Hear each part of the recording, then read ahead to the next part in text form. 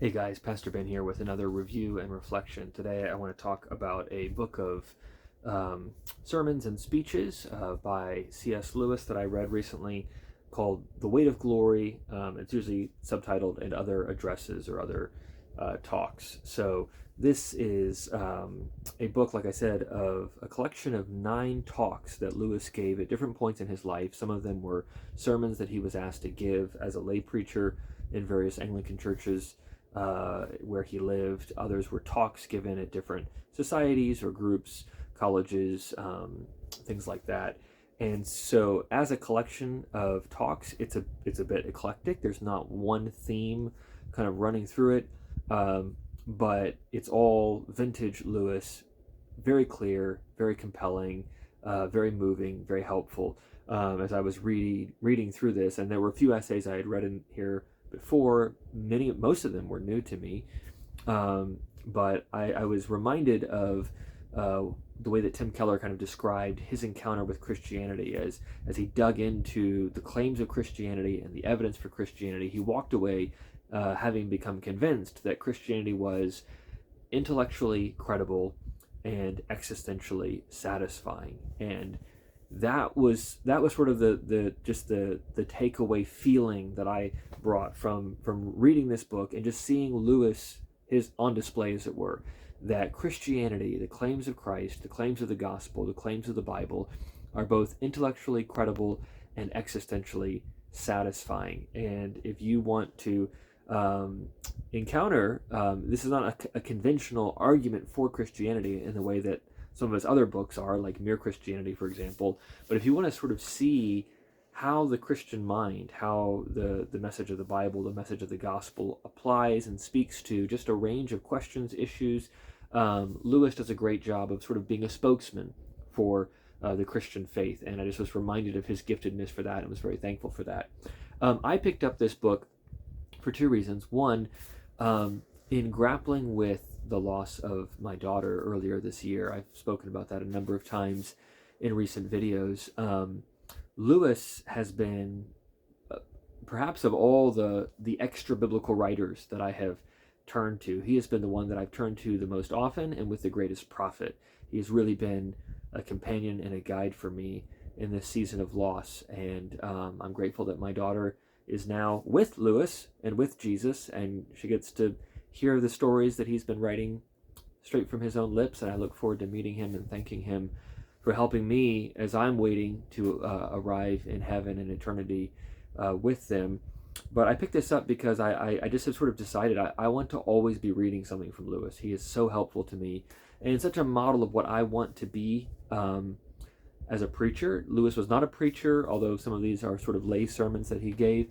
But he's such a good communicator. Again, you walk away from Lewis and he'll help you with the particular arguments, but you also just get that reassurance and confidence in, again, the intellectual credibility of Christianity and the existential satisfaction that is there. You have a man who's clearly gifted and yet is very humble. And the way he's able to bring those things together and speak in a way that is clear and compelling and Christ-centered is exactly what I hope to be able to do in my own lesser way, because I have nowhere near the gifts or training that Lewis did.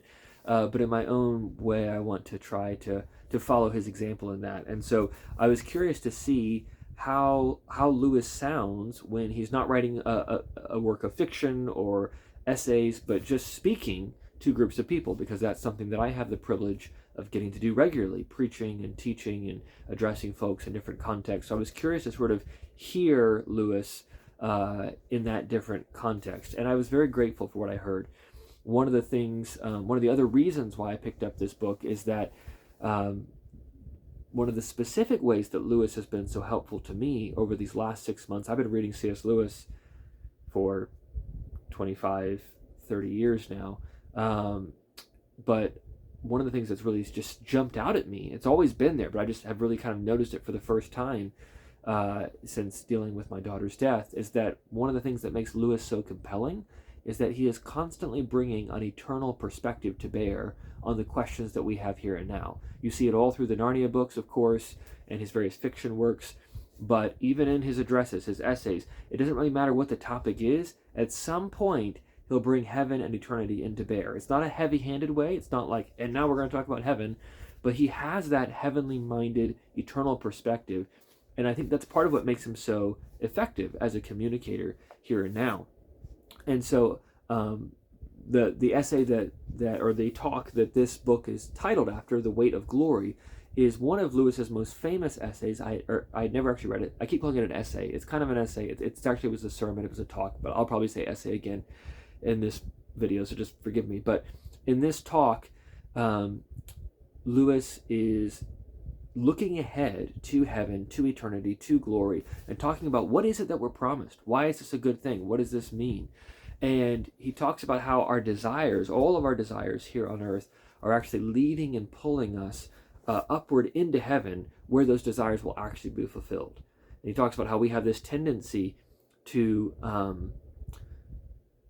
think that what we want is something that we can get in this life. If we just have more money, if we just have more time, if we just have more friends, if we just have more sex, if we just have more fill in the blank, whatever it is you desire, we think if we can get more of that here, then we'll have that sense of satisfaction, that sense of accomplishment, that sense of fulfillment that all of us have inside of us. But Lewis argues that we're missing the point. The desires that we feel here and now, they're not bad things to be denied altogether. We can sometimes desire wrong things, or more often desire good things wrongly, but the desire themselves is not the problem. He kind of notes and rejects the mystical Eastern, Buddhist impulse to sort of say the negation of desire is the goal. That's not the goal in Christianity. But Christianity does help us to see that those desires that we have are pointers beyond themselves. They're showing us that there's a longing that we have that will never be fulfilled in this life, which is why you look at the people who actually have gotten the most in life, right? The people with the most money, the people with the biggest houses, the people with the most successful careers, the most beautiful spouses, and then you kind of get inside their life, get inside their head, you read their biographies and things, and they're miserable people who are often profoundly discontent. And you think, how could you be discontent? If you're Elon Musk, if you're Jeff Bezos, you've got all the money in the world, you want something, you just go buy it, you go get it. And yet that's not the way it works, because what they have done is to make this life ultimate, and it can't bear that weight. It wasn't made to, it wasn't meant to be. We were made for something else. We were made for something more. We were made for God himself and for the eternal glory that he is preparing for us. And so Lewis, in this title essay, the Weight of Glory, identifies that, speaks to that, and shows how being with God, beholding God, dwelling with him in eternity is the weightiest thing in the world. It's the most wonderful thing in the world. It's what we were actually made for.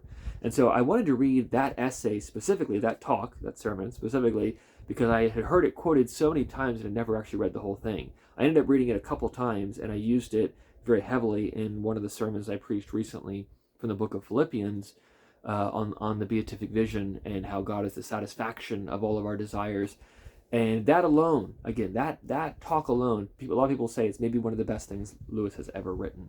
And to me, it was probably the best talk in this book. So I got the book specifically to read that and to see how he talked about heaven. What I wasn't expecting, and what really blessed me, was to see how, again, Lewis wove that eternal perspective into all of the other addresses. No matter what he was talking about, whether he was talking about pacifism or sorry about that, I had to go help a daughter who just woke up from a nap and needed some toys to play with, so she's set up and happy now. But back to what I was saying. So I read this specifically because I wanted to read more Lewis and just kind of always have his voice in my head and in my ear. I wanted to read specifically this essay, which I knew talked about heaven and eternity. But one of the pleasant surprises was to see how Lewis so skillfully and very organically, like I mentioned earlier, brings heaven to bear on everything he's talking about. And I was really struck by that. With so many of these essays, he had a way of bringing in eternity to reshape and address the particular questions, wrestlings, fears, hopes, doubts that people have. And again, that's something that I really hope I can learn how to do organically. Heaven has become, as you can tell from the kind of string of videos that I've been doing here, book reviews on books related to heaven and eternity, it's become a centerpiece of my life and thought.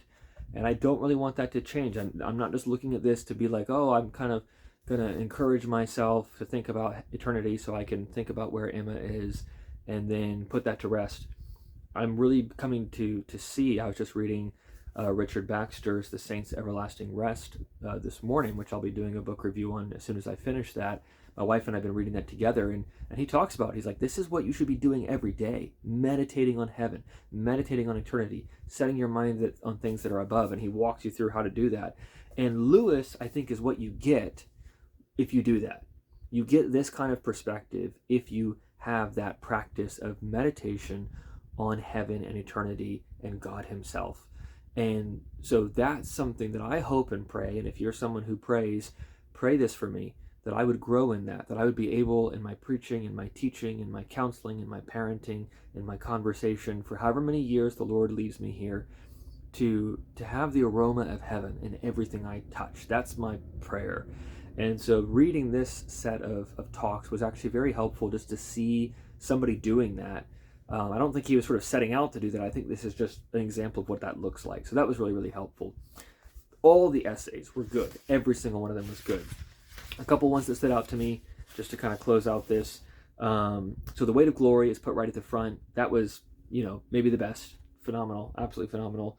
But there were several other ones as well. Learning in Wartime was a talk he gave to students, sort of addressing the question, what's the point of studying, French literature and economics and all these, academic things in the middle of World War II? And Lewis addresses that question, and he has a quote at the end, which is phenomenal, talking about how war is not really introducing a new state of things. It's really exposing the constant state of things, which is that people die. Life is short. We are mortal. And so things that are worth doing should always be worth doing. The reality of war doesn't remove that. It actually amplifies and clarifies what we should be hoping for and expecting. Really, really helpful. He put into words a number of things that my wife and I have kind of talked about and struggled to articulate. So that was really, really good. Why I'm Not a Pacifist was a phenomenal talk. This is interesting. He was invited by a pacifist society to come and give a talk on why he was not a pacifist. And the fact that Lewis accepted that invitation just tells you a lot about him. He does a very good job of, I think, dealing respectfully with the subject, and it's a helpful address on that subject. But what stuck out to me was he starts by talking about, how do we make arguments? How do we come to conclusions? How should we think logically? And then he sort of lays that out and then applies it to this particular question. And that is a well worth reading. If you teach high school students or college students or something, this would be a great essay to have them go through, because most people are not really motivated by pacifism as an idea per se, but it's a great way of kind of putting a question or subject on the table and then showing how Lewis applies reason and logic to that, to expose sloppy thinking. And I'll let you insert your own thing, but I mean, you don't have to look far to see sloppy thinking all over the place, politically, theologically, culturally, wherever else. So that was a great kind of masterclass in that. I'm going to end up mentioning all these probably. Transposition, phenomenal essay. Never heard that one. Really, really good. The Inner Ring is a very famous one. I had read that one before. Great reminder. Basically, he's giving you, in talk version, one of the main points he's making through That Hideous Strength, which I've done a review on here before. And then the last one I'll mention is Theology Poetry. This one really helped me. And it was not what I was expecting, because when I read that title, I thought, okay, he's going to be talking about like the way that we write theology. Should theology be kind of have a high literary value? And he, in the first page, says, of course, I'm not talking about that question. I'm talking about something else. And the something else that he was talking about is the question of, is Christian theology just a really good story? And are we believing it just because we want to believe it?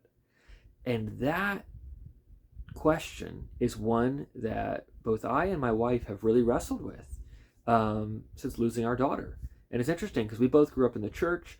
We both have kind of intellectual bents and active minds. So when we were teenagers, we didn't just take the faith kind of lazily for granted. We really engaged with it. We were in traditions that catechized us, that encouraged us to ask questions, that gave answers to our questions.